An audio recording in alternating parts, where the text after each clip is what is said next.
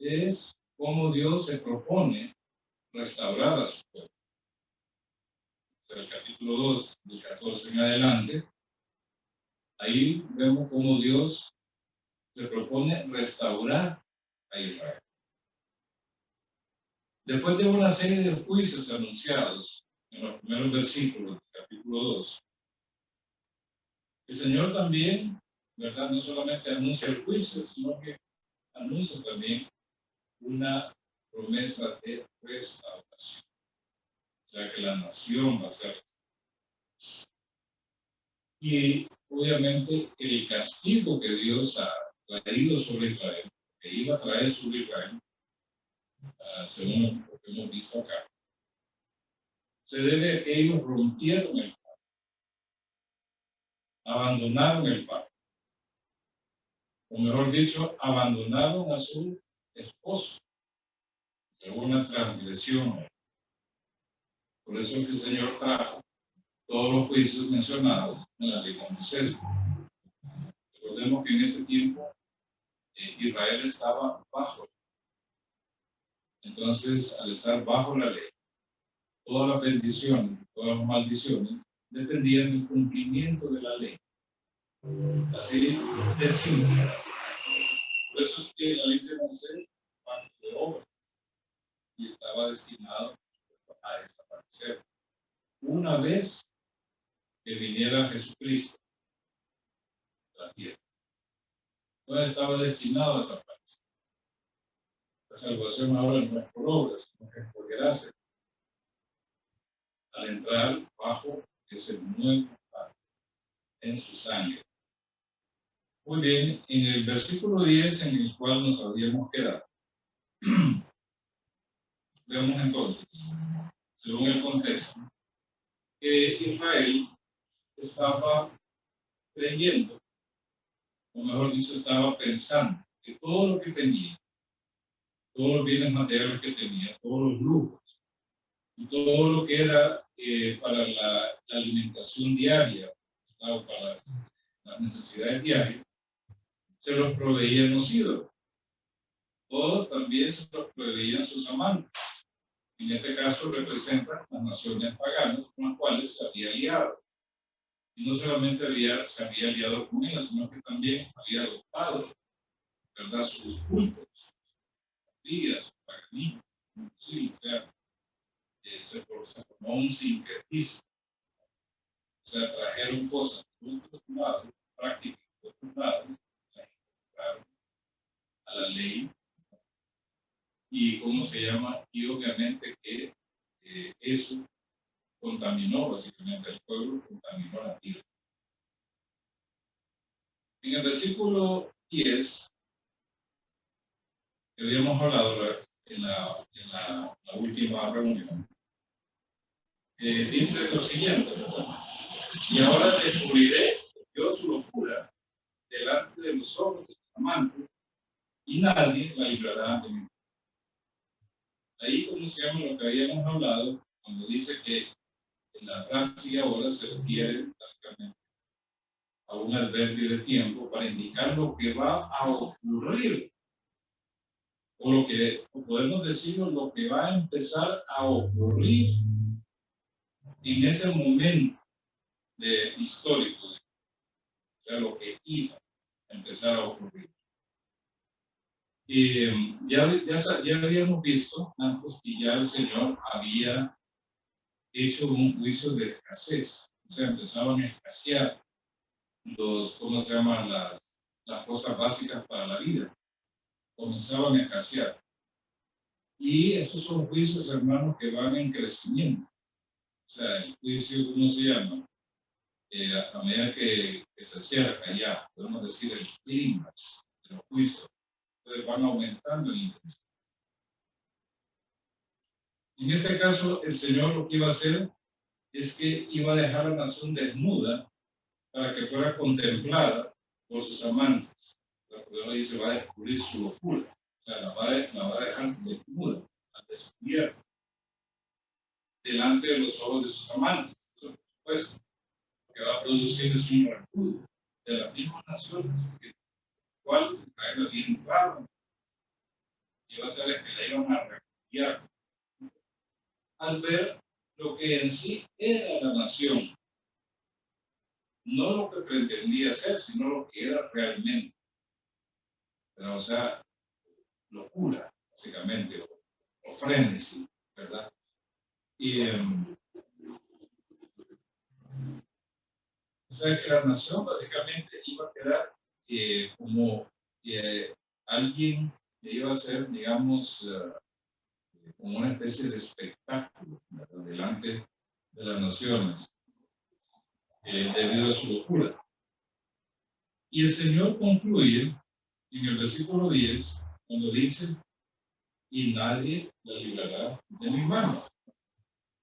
En la Biblia Septuaginta dice, y nadie la sacará, no dice, de entre mi mano. O sea, ¿quién no va a poder detener el juicio de Dios? O sea, esto nos indica dos cosas, la certeza del juicio de Dios. Y por otro lado, que nadie la iba a poder librar de la mano del Señor. De esos juicios que le llamo yo para disciplinar al pueblo, ¿verdad? Esos juicios que más bien tenían que producir un arrepentimiento, volverse de nuevo, como dice, como vimos antes, a su primer marido, pero de una forma correcta, no de una forma solamente me vuelvo para que me dé lo que perdí, ¿verdad? O sea, no es un arrepentimiento, podemos decir, profundo, sincero, sino es, como podemos decir, para suavizar la mano del Señor. Sin embargo, cuando dice nadie la librará de mi mano, obviamente eso tiene características de ser un decreto divino. Y cuando Dios decreta algo, realmente ese decreto no puede, ¿cómo se llama? Anularse. Dios no puede retroceder en él, ¿verdad? Porque la nación, por así decirlo, pasó de cierto límite, o sea, colmó la medida de sus pecados, como cuando hay un vaso que está lleno. Y la última gota es la que hace que el vaso, el agua, el líquido, se derrame por los lados. Y eso es lo que pasó con la nación, básicamente. Colmó la medida de sus pecados. Como decía, llegó hasta el cielo su maldad, como pasó con Sodoma y Gomorra, lo cual Dios tiene que actuar. Muy bien. Entonces, cuando dice a nadie, no hay esperanza alguna de que, ¿cómo se llama?, de que el juicio pueda ser.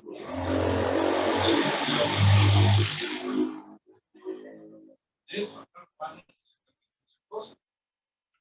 definitivamente que, como dice aquí un pensador, dice, cristiano, quien quiera abandonar a Dios por el mundo, dice, será puesto en vergüenza por Dios santo del mundo.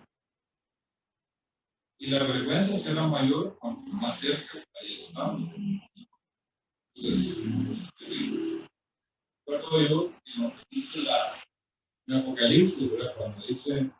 Cuando habla de la iglesia de Éfeso, había abandonado su primer amor. Y eso no era poca cosa, abandonar el primer amor. Pero no era poca cosa.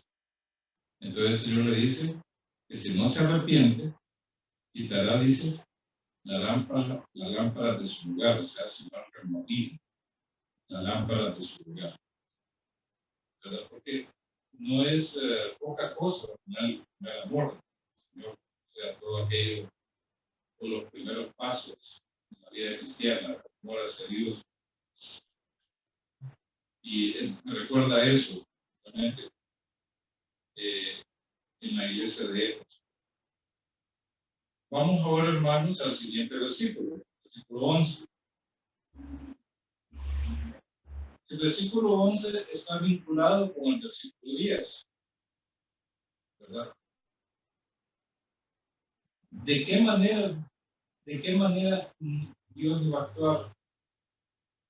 ¿De qué manera Dios iba a actuar con la nación? Para que nadie la librara de la mano del Señor. ¿Cuál es la manera en que Dios iba a actuar?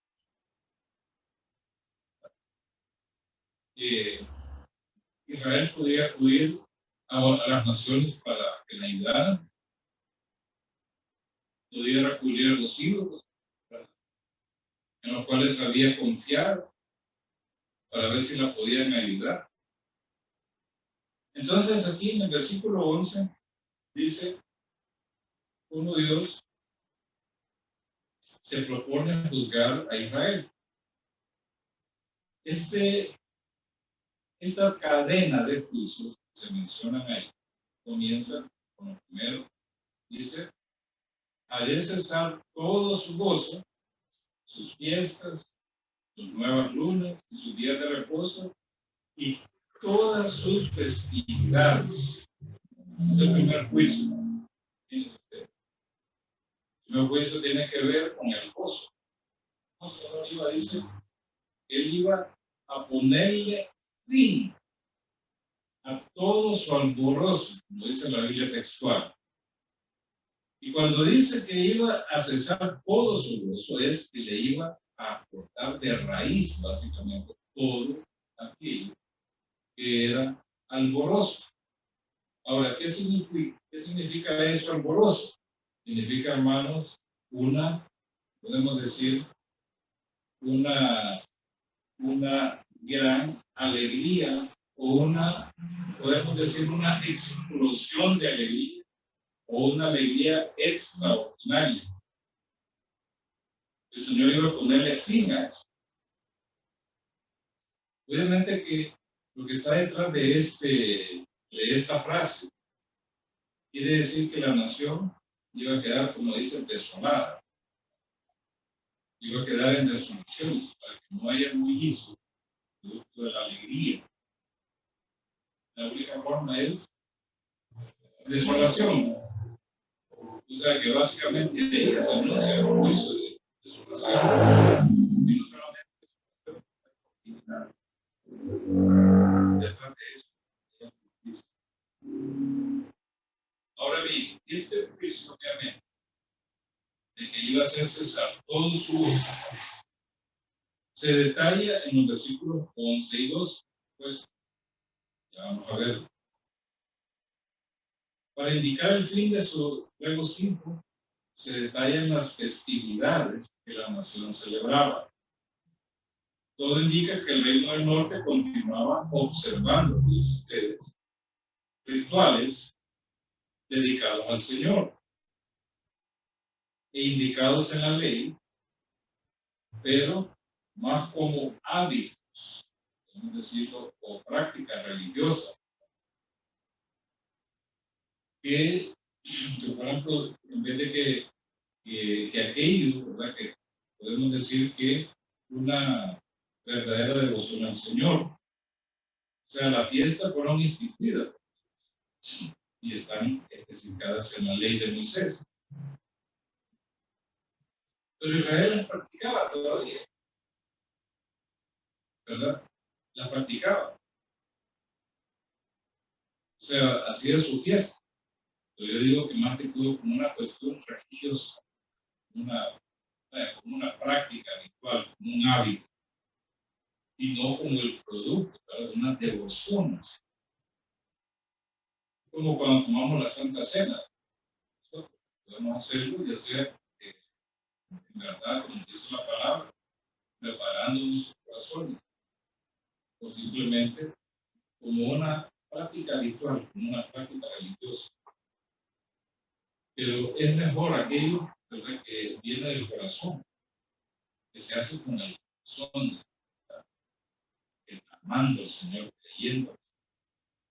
Ustedes se acuerdan cuando Caín y Abel presentaron su ofrenda al Señor. Dice que Caín trajo de la tierra y Abel trajo, dice, una ofrenda animal de lo mejor que tenía en el hogar. Y miren ustedes lo que dice la palabra. Y miró Dios con agrado a Abel y a su ofrenda. Pero no miró con agrado a Caín y a su ofrenda. Entonces no se trata de que Dios va a mirar la ofrenda. No, Dios primero mira la persona. Por eso es que Dios primero dice, miró a Caín y miró a Abel, ¿verdad? Miró a las personas. Y por eso es que fue aceptada la ofrenda de Abel, ¿verdad? La ofrenda de Abel fue aceptada por Dios, pero no la de Caín. Entonces se trata, ¿cómo se llama?, de hacer las cosas, hermanos, sabiendo a quién se hace, con devoción, ¿verdad? No como una práctica religiosa. Entonces Israel estaba en esos dos, ¿verdad? Básicamente estaba en esos dos pensamientos. Podemos decir que estaba con un corazón dividido entre honrar a Dios y honrar a los ídolos. Así estaba el corazón de Israel, dividido completamente.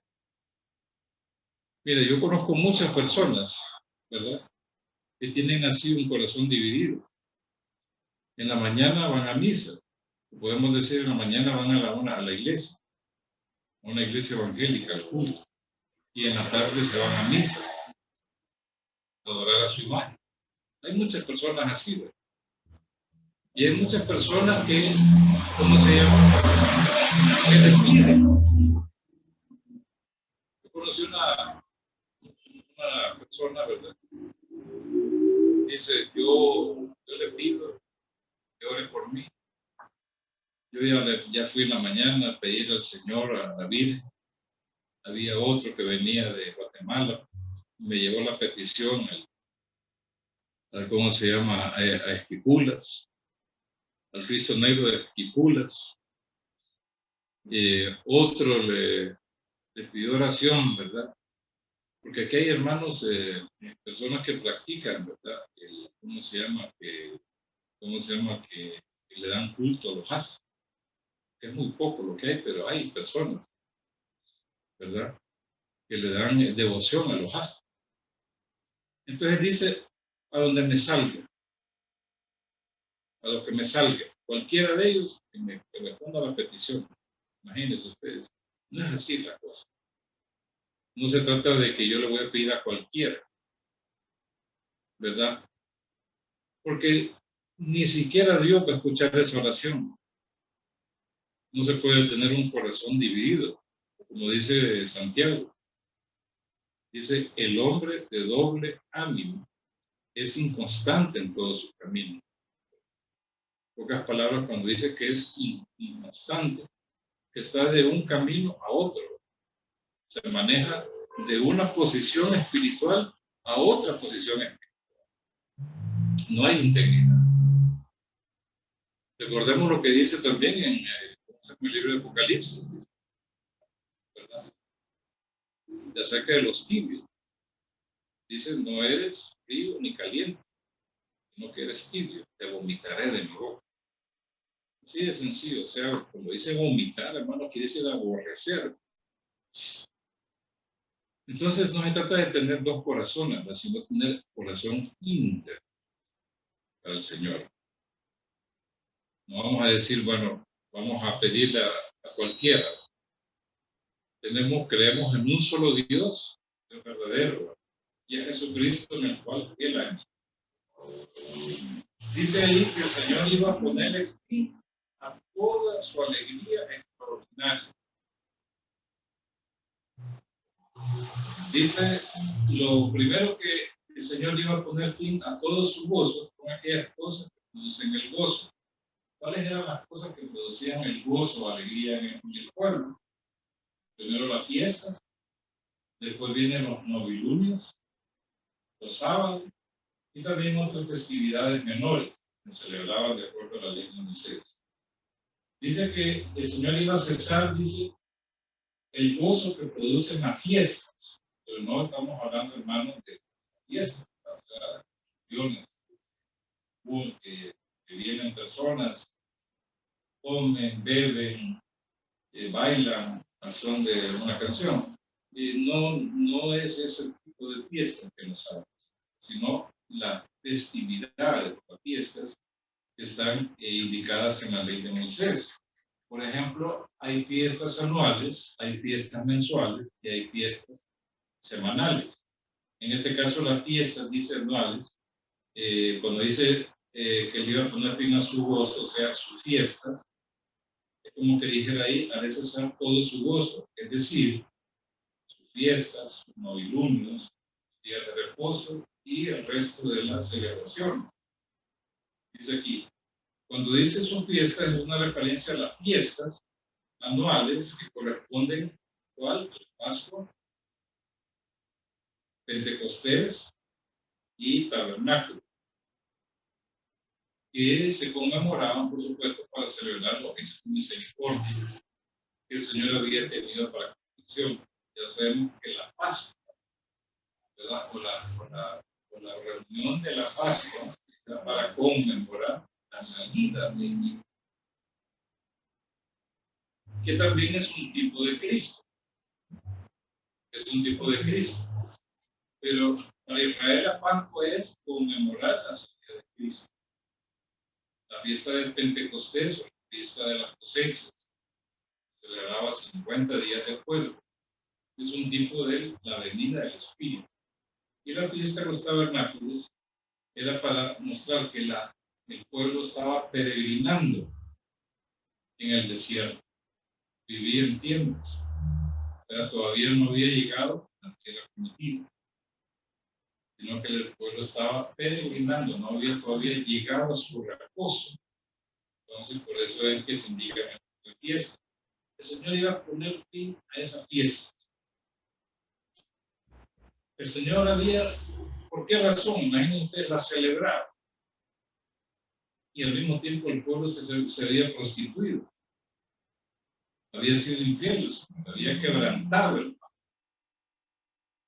Entonces el Señor, podemos decir, rechaza que sea cosas buenas, pero el Señor rechaza. Porque ¿cómo se llama? Porque el pueblo no tenía un corazón bien dispuesto para Dios. Entonces el Señor simplemente la rechaza. Lo otro que dice que el Señor iba a ponerle fin aquí es sus nuevas lunas. ¿Verdad? Esta era, hermanos, una fiesta mensual, donde la luna, creo que nosotros hemos visto, ¿verdad? Nueva luna, o sea, las 4 fases de la luna. ¿Cómo se llama? Nueva luna, cuarto menguante, luna, ¿cómo se llama? Luna llena, cuarta creciente. Entonces, esto es una fiesta mensual, por supuesto, donde la luna es apenas visible al ojo humano. Para Israel, hermanos, los meses son lunares, o sea, los meses duran aproximadamente unos 29 días. Entonces, cada luna nueva es un inicio de mes, es un inicio de mes para la nación. El novilunio representa el principio del mes que se conmemoraba con ofrendas y sacrificios. Miren ustedes, y lo que buscan en sus Biblias, donde nos dice en número 28 del 11 al 14.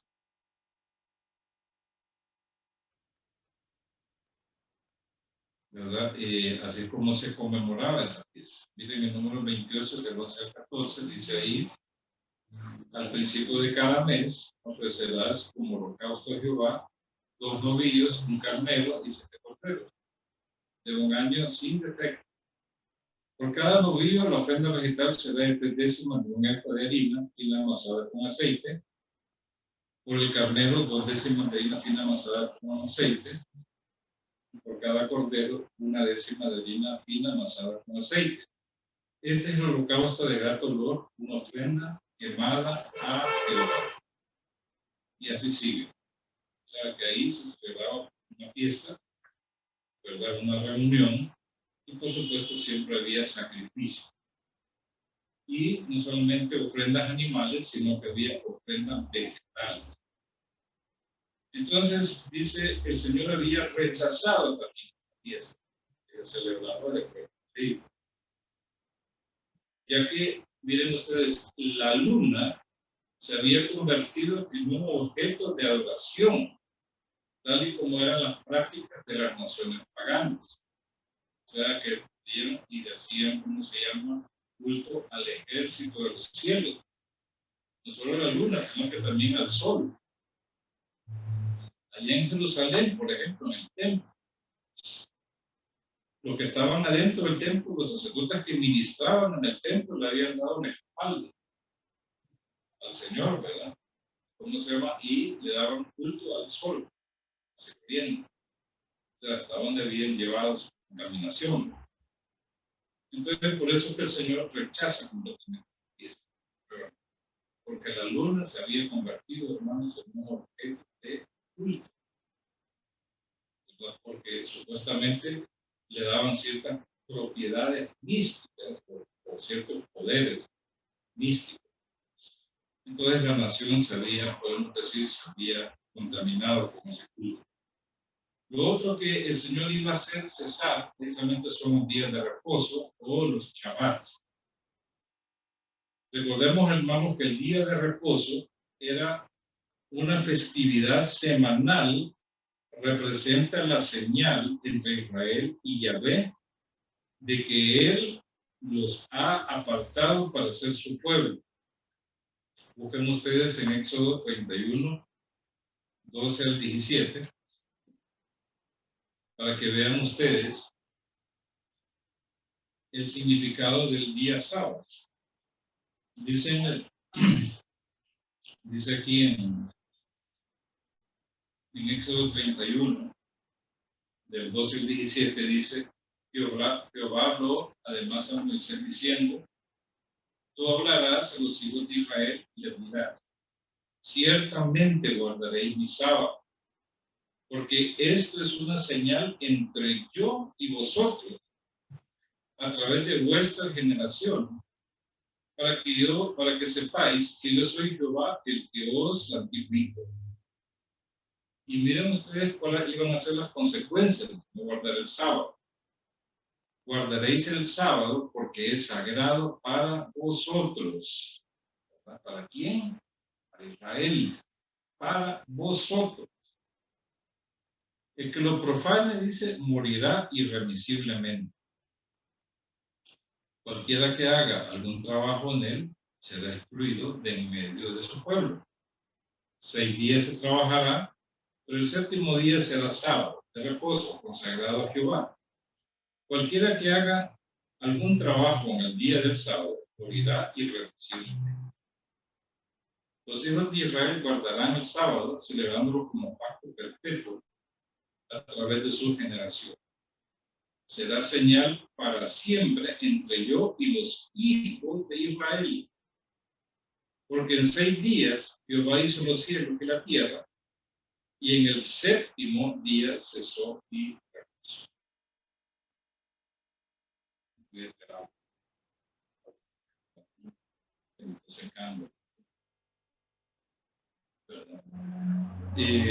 Entonces miren ustedes, hermanos, que el juicio también iba a venir sobre la nación, sobre la fiesta del sábado.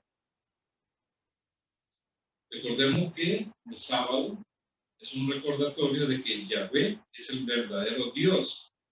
Por eso es que guardaban el sábado. Porque Yahvé es el verdadero Dios. Porque Él es el creador de todo lo que existe y que solo a Él se le debe honrar. El Señor rechazó los Shabbat del pueblo, ya que ellos se habían entregado a la idolatría, transgrediendo el primer mandamiento del decálogo, por lo que eran culpables de quebrantar toda la ley. Vean ustedes aquí, ¿verdad?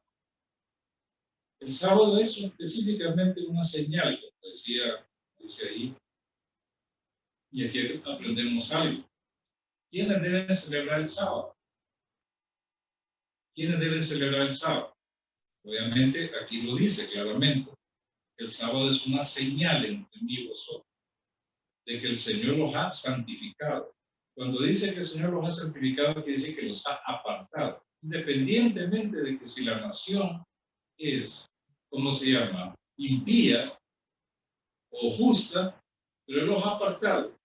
¿Verdad? sea, la santificación en este caso no tiene que ver, hermano, con el carácter. Dice la palabra que nosotros hemos sido santificados. El sentido es que hemos sido apartados y hemos sido purificados. Esta santificación tiene que ver con apartar. Que Dios lo apartó para revelarse. Pero dice, guardaréis el sábado porque es sagrado, dice, para vosotros. Porque aquí dice, la orden de parte del Señor es hablarle a Moisés. ¿Verdad? O sea, que él le habla a Moisés y Moisés le habla a los hijos de Israel. Entonces, cuando dice, guardaréis el sábado porque es sagrado para vosotros, está hablando de la nación de Israel. De ninguna manera está diciendo que las naciones gentiles iban también a guardar el sábado. ¿Verdad? Por eso dice en el versículo 16, los hijos de Israel guardarán el sábado, celebrándolo como pacto perpetuo. O sea que la nación iba a celebrarlo siempre. Y aún cuando entre bajo el nuevo pacto, ¿verdad? La nación lo iba a celebrar. Y es una señal de que Israel es pueblo de Dios. Eso es lo que da a entender. Por esa razón, hermanos, como creyentes gentiles no estamos. ¿Por qué razón? Porque nosotros hemos entrado a otro reposo, como lo dice Hebreos, que hay otro reposo para el pueblo de Dios. Y obviamente mientras dure en el cielo y la tierra,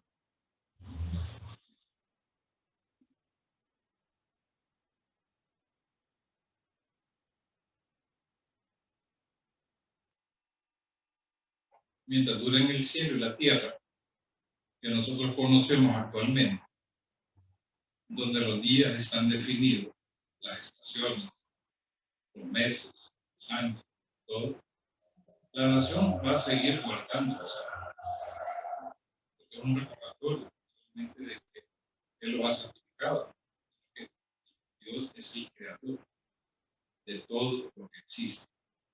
Pero en los nuevos cielos y en la nueva tierra, donde no habrá sol, no habrá luna, entonces, ¿cómo vamos a saber cuál es el sábado?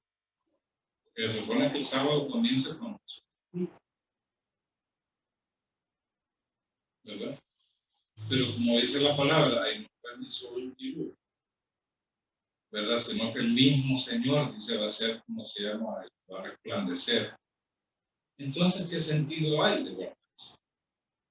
O sea, en los nuevos cielos y en la nueva tierra. Y ese es el reposo que habla la Biblia, al cual nosotros vamos a entrar, a ese reposo de todas las obras. Muy bien. Y entonces tenemos acá, el Señor iba a ponerle fin a los días de reposo. Por último dice, y también iba a poner fin a toda su festividad.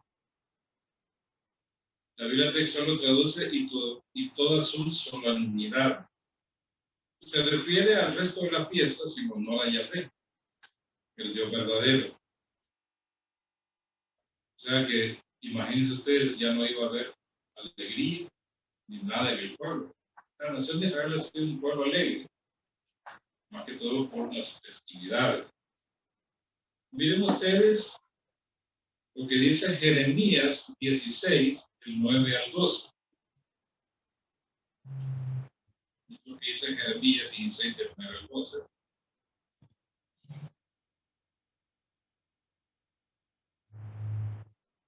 Dice aquí, miren ustedes lo que dice. Porque así ha dicho Jehová de los ejércitos, Dios de Israel. He aquí yo hago cesar en este lugar ante vuestros ojos y en vuestros la voz de gozo y la voz de alegría, la voz del novio y la voz de la novia. Acontecerá que cuando anunciéis a este pueblo todas estas cosas, te dirán, porque ha decretado Jehová contra nosotros todo este mal tan grande. ¿Cuál es nuestra maldad? Imagínense ustedes lo que dicen. O sea, ¿qué de malo hemos hecho para que nos venga todo esto? ¿O cuál es nuestro pecado que hemos cometido contra Jehová nuestro Dios? Entonces les dirás, Jehová dice, porque vuestros padres me abandonaron, se fueron en pos de otros dioses y les rindieron culto, porque se postraron ante ellos, mientras que a mí me abandonaron y no guardaron mi ley. Dice, y vosotros habéis actuado peor que vuestros padres, porque aquí que vosotros vais cada uno tras la porca de su malvado corazón, sin escuchar de mí. Por tanto, os arrojaré de esta tierra a una tierra que ni vosotros ni vuestros padres habéis conocido. Allá serviréis a otros dioses, día y noche, porque no os mostraré clemencia. Bueno, ya que iban ellos, últimamente. Lo peor de la nación, hermanos, lo peor es el autoengaño. Lo peor es ser bueno. ¿Y qué maldad es lo que hemos hecho nosotros para que el Señor diga que va a cesar el gozo, la voz del esposo, la voz de la alegría y todo? ¿Cuál es la maldad nuestra? ¿Qué de malo hemos hecho? ¿Cuál es nuestro pecado? Imagínense. Eso es el autoengaño. Autoengañarse, ¿no? Como queriendo decir, bueno, no hemos hecho nada para que nos vengan semejantes cosas. Nada hemos hecho. Ninguna maldad, si yo soy bueno. ¿Verdad? O como dicen algunos, no, que yo no fui, fue el diablo. ¿Verdad? Ese fue el problema. No fui yo, fue el diablo. Y eso excusan muchas personas. Pero lo peor es autoengañarse, estar ciego, ¿verdad? Y decir cuál es nuestro pecado, cuál es nuestra maldad. ¿Verdad? Como queriendo decir, no la merecemos. No la merecemos, pero dice el Señor, miren, pues estoy juzgando por sus padres en primer lugar. Y no solamente por sus padres, porque digamos, según lo que nos dice Ezequiel, ¿cómo se llama? Los padres o los hijos no van a ser culpables por el pecado de los padres, sino que cada quien morirá por su pecado. El problema es que estos eran descendientes de ellos y habían actuado, dice, peor que sus padres. Habían actuado peor que ellos. Y tan peor de lo peor, que el Señor les dice, aunque estuvieran aquí, Noé, Daniel, Job, estuvieran todos, Samuel, ¿verdad? Que vinieran y ellos intercedieran, estuvieran inclusive Moisés. Aunque ellos estuvieran acá tratando de interceder por ustedes, yo no los escucharía. Ellos solamente salvarían su propia vida. O sea, hasta dónde había llegado el pecado de la nación. Y lo peor de todo, es aún no, si nosotros no hemos hecho mal. No hemos hecho nada malo. Eso es, hermanos, el peor autoengaño. Por eso la palabra, hermanos, a veces nos manda a examinarnos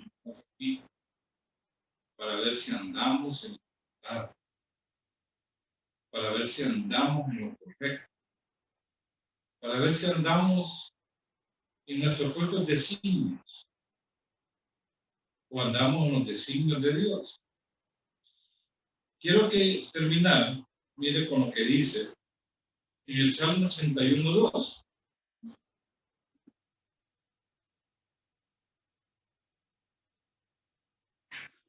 Salmo 81:2 dice, miren ustedes,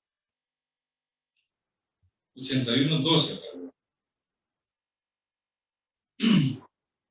Por eso dice,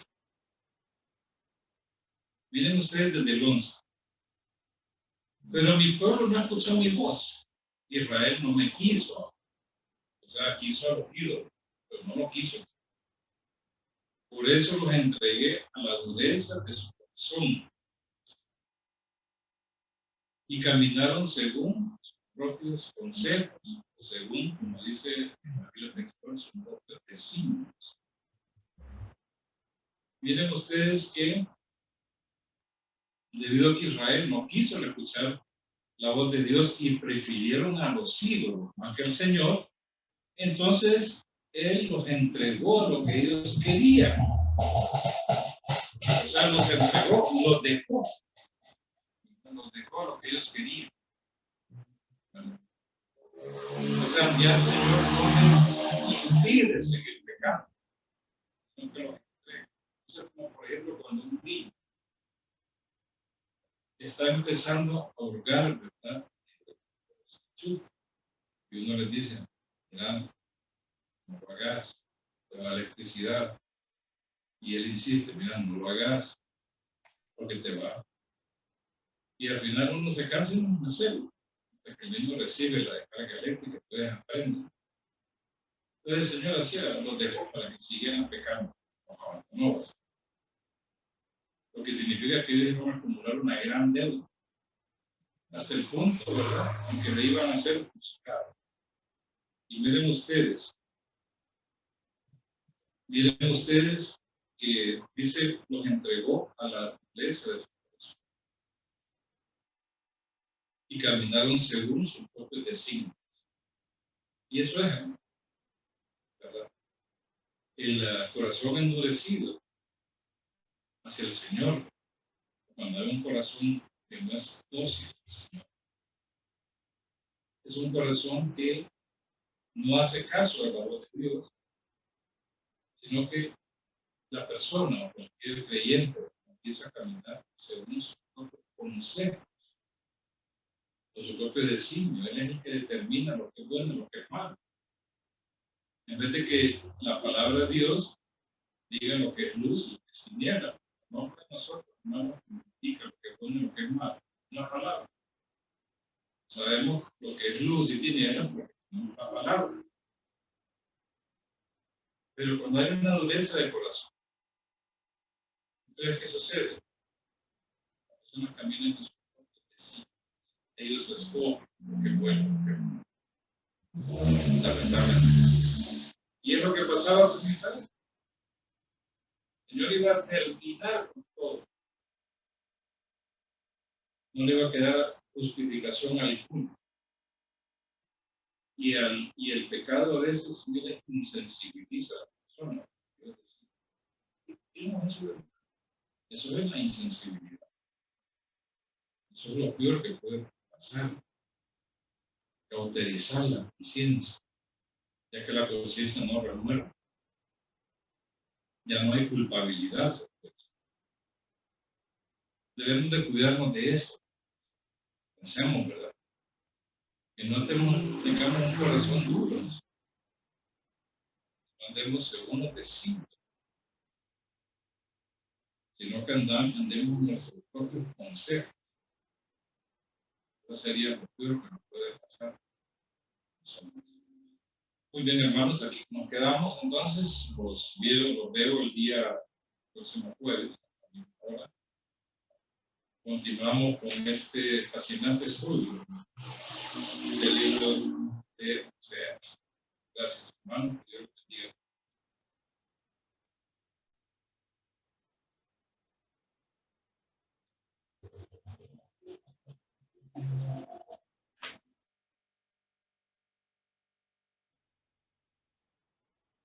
Hermanos, una vez que recibimos la palabra de Dios, estamos despedidos y asimismo poner en manos de nuestro Señor el camino a casa. Gracias, Señor, te damos por la oportunidad de tu palabra, la oportunidad que nos das una vez más de poder recibir y compartir de tu palabra. Agradecemos por los hermanos que nos escuchan por las redes sociales, por vía Zoom, que tu palabra siempre llega a nuestros corazones. Agradecidos, Padre, te pedimos por nuestros caminos a casa, Señor, y asimismo por la protección de nuestros hermanos en casa. En el nombre de Jesús, amén y amén. Hermanos, están invitados a nuestros cultos. Este próximo domingo, primera jornada a las 9 de la mañana y a las 11:30 de la mañana. Dios les bendiga, hermano.